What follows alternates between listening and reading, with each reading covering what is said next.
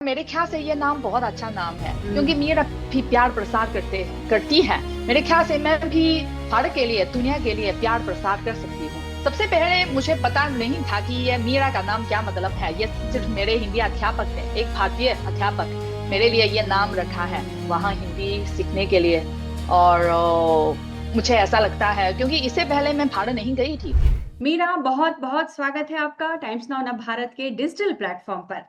कैसा लग रहा है आपको? मुझे तो बहुत अच्छा लग रहा है आपको साड़ी में देख के। बहुत बहुत धन्यवाद। और आप मेरे लिए ये मौके देने के लिए मुझे भी बहुत बहुत धन्यवाद देना चाहती हूँ। हम्म। क्योंकि आज जैसे आपने कहा कि तो मैं आमतौर आमतौर पर मेरा काम जो हम्म।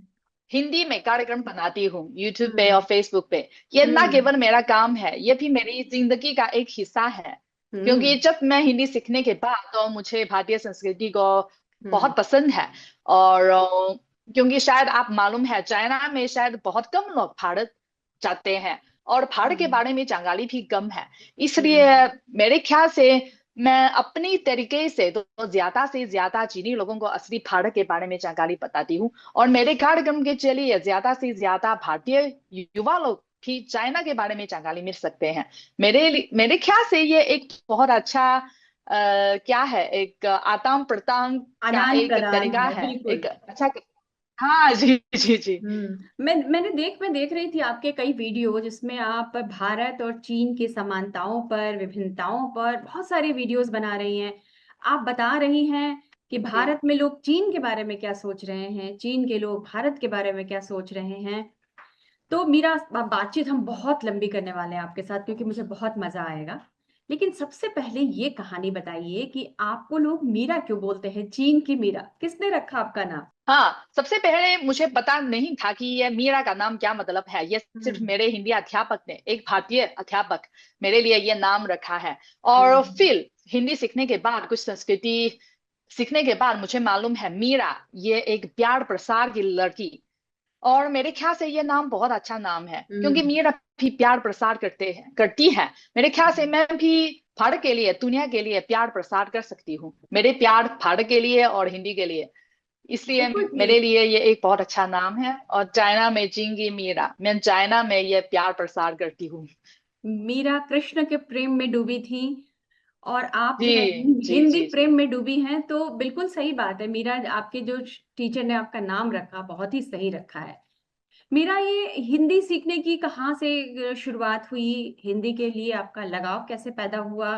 भारत के प्रति आप में इतना प्रेम आपके दिल में कैसे जगा? हिंदी सीखना ये एक क्या है, विश्वविद्यालय का मेजर है मेरे लिए। मैं China communication university of China में हिंदी सीखी थी 4 साल के हम्म। लिए, जो कॉलेज में। ये मेरा मेजर हिंदी है। और फिर स्नातक होने के बाद मैं अपनी कंपनी में ज्वाइन किया, चाइना मीडिया ग्रुप की हिंदी सेवा। और हम हम्म। हिंदी में अनुवाद का काम करते हैं और भी न्यू मीडिया तो वीडियो बनाते हैं। और फिर एक मौका है जो मैं जेएनयू, जवाहरलाल नेहरू विश्वविद्यालय जाने का हम्म। मौका मिला। और मैं जेएनयू में 1 साल के लिए रहती थी वहां हिंदी सीखने के लिए।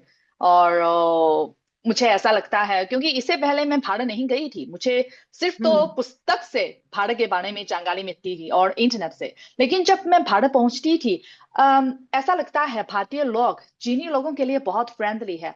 और हम्म। वहां के लोग एक चीनी लड़की हिंदी बोल सकते हैं हम्म। और मेरी बहुत ज्यादा मदद की थी। इसलिए मेरे ख्याल से तो भारत, दिल्ली मेरा दूसरा घर, नगर की जैसा लगता है। वाह। और फिर मुझे ऐसा लगता है कि जब मैं चीन वापस आने के बाद मैं जरूर मेरे ये एक्सपीरियंस, भारत में एक्सपीरियंस ज्यादा से ज्यादा मेरे परिवार, मेरे दोस्त को भी बताना चाहिए। हम्म। तो आप जेएनयू में 1 साल रही, जेएनयू कैसा लगा आपको? दिल्ली कैसा लगा? और दिल्ली में कहाँ कहाँ घूमी आप उस दौरान?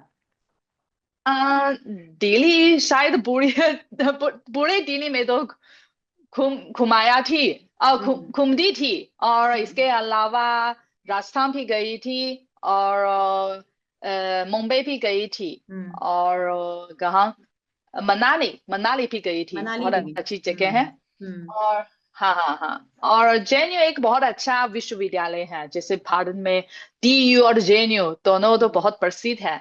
मेरे हाँ। लिए भी एक बहुत अच्छा एक्सपीरियंस है भारत में अनुभव।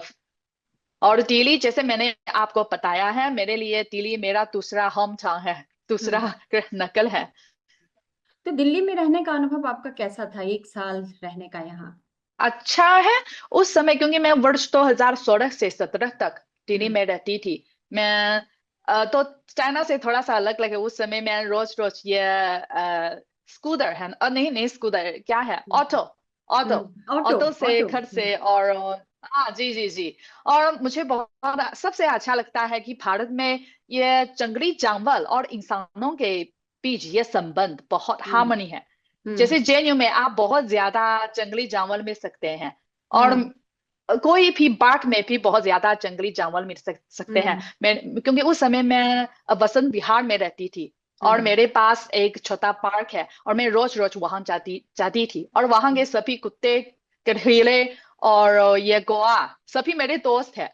तो रोज अच्छा। रोज मेरे जब मैं वहां पहुंचती हूँ और सभी जानवर मेरे पास आते हैं, ऐसा लगता है कि तो बहुत अच्छा लगता है। क्योंकि जैसे आपको मालूम है, शहर में ये जीवन शायद आप इतना हार्मनी नहीं फील करती है। हम्म। जैसे यहाँ चाइना में, ठीक। मैं पेजी में, राजधानी पेजी में रहती हम्म। थी, आमतौर पर रास्ते पर आप कोई भी जानवर नहीं देखते हैं। हम्म। लेकिन जो दिल्ली में, मैं ऐसा लगता है कि ये हार्मनी ना केवल इंसानों के बीच बल्कि इंसानों और जानवरों के बीच, हम्म। मेरे ख्याल से ये है एक वास्तविक एक हार्मनी है, मैंने सुना इंसान कि, और प्रकृति। बिल्कुल सही कह रही हैं। मैंने सुना कि जब आप दिल्ली में थी, सरोजनी नगर मार्केट गई हैं, वहां से आपने बहुत सारी शॉपिंग की थी, आ, साड़ियां खरीदी, सूट जी जी खरीदी। जी। तो कितनी साड़ियां ये खरीदी साड़ी थी? तो सरोजनी नगर से है। ओहो। ये ये साड़ी सरोजनी नगर से सिल्क खरीदी की थी। साड़ी है, सिल्क की साड़ी है? शायद नहीं, ये सिल्क नहीं है। लगभग सिर्फ 2,000 रुपए लगभग। अच्छा। 2,000 रुपये में खरीदा था आपने? बहुत, मेरे मेरे पास कम से कम 40, 30 40 हम्म। साड़ी और 30 40 सलवार सूट मेरे पास बहुत ज्यादा भारतीय परिधान है। मेरे घर में हम्म। एक क्लोसेट में सभी हम्म। भारतीय परिधान है। तो और आपको, क्योंकि हार हार के वर्षों में हम्म, भारत जाने का मौका नहीं मिलती है, तो मैं चाइना में भी ऑनलाइन शॉपिंग के लिए बहुत ज्यादा साड़ी खरीदी थी। अच्छा। मुझे तो बहुत पसंद है। ये साड़ी पहनना सिखाया किसने आपको को, और कैसे बांधती हैं आप साड़ी को? तो इंटरनेट से, यूट्यूब से। अच्छा। सबसे पहले तो कुछ भारतीय दोस्त ने मुझे सिखाया है कैसे हम्म। कैसे पहनते हैं, और फिर बार बार यूट्यूब से कुछ वीडियो देखती थी, और फिर सीख लिया है। सबसे पहले शायद मैं एक साड़ी पहनने के लिए कम से कम आधा घंटा चाहिए, लेकिन हम्म। अभी तो 5-15 मिनट तो हो सकती है। अच्छा, अब फास्ट लर्नर हो गई हैं आप, एकदम तेजी से पहन लेती हैं साड़ी। हाँ हाँ, जी जी जी, अभी मैंने मैं खुद कई पहन सकती हूँ। कई वीडियोस देखे हैं कि साड़ी में ही आपने वीडियोस बनाए हैं, जो चीन के बारे में जो भी आप जी जानकारियां दे रही हैं वो साड़ी में ही है। तो लोग वहां आपसे पूछते हैं कि जी। तुम साड़ी क्यों पहनती हो, या जो लोग नहीं जानते हैं कि ये कौन सा परिधान है, तो उस बारे में लोग जानना चाहते होंगे आपसे। हाँ, क्योंकि मेरे ख्याल से ये तो रीजन है। पहला, क्योंकि मैं हिंदी में कार्यक्रम बनाती हूँ, और मेरे हम्म। ज्यादातर फॉलोअर्स तो भारतीय लोग हैं। मेरे ख्याल से मैं भारतीय परिधान पहनती हूँ, ये भारतीय संस्कृति का एक समानता है हम्म। मेरे लिए। क्योंकि आई रिस्पेक्ट इंडियन कल्चर, इसलिए तो भारतीय फैंस मुझे हम्म। भी रिस्पेक्ट करते हैं। और हम्म। दूसरा रीजन, मेरे ख्याल से तो मैं चाइना में भारतीय परिधान पहनती हूँ, और ज्यादा से ज्यादा चीनी लोग वे जानते हैं, ओ भारत में ना केवल क्या है, ना केवल योगा है, ना केवल बॉलीवुड है, लेकिन भारत हम्म। में सुंदर परिधान भी है। और हम्म। रास्ते में मैं हिंदी में बोलती हूँ और साड़ी में पहनती हूँ, बहुत ज्यादा चीनी लोग भी पूछते हैं, ओ बहुत सुंदर है, ये कौन से हम्म। परिधान है। तो मैं हम्म। जरूर उन्हें बताती हूँ ये भारतीय का परिधान है। लेकिन शायद कुछ सालों पहले ज्यादातर चीनी लोग मालूम नहीं साड़ी क्या है, लेकिन हम्म। अभी ज्यादातर चीनी युवा लोग जानते हैं ये साड़ी है। तो वे नहीं पूछते हैं, वे सिर्फ वाह आप साड़ी में बहुत सुंदर दिख रही हम्म। हो। तो पहले मुझे कहते अच्छा थे लगता है इसका। इस हमारे यहाँ। पहले शायद वे तो एक चेहरा में थोड़ा सा पूर्वी एशियाई लोग है, शायद ये हम्म। लड़की तो जापान के कपड़े या दक्षिण कोरिया के कपड़े पहनती है। लेकिन हम्म। अब वे जानते हैं ये भारत की परिधान है। भारतीय साड़ी में नारी हमने देखा है, हम लोग खुद भी पहनते हैं, लेकिन भारत की साड़ी में पहली चीनी महिला को मैं वैसे देख रही हूँ अपने सामने।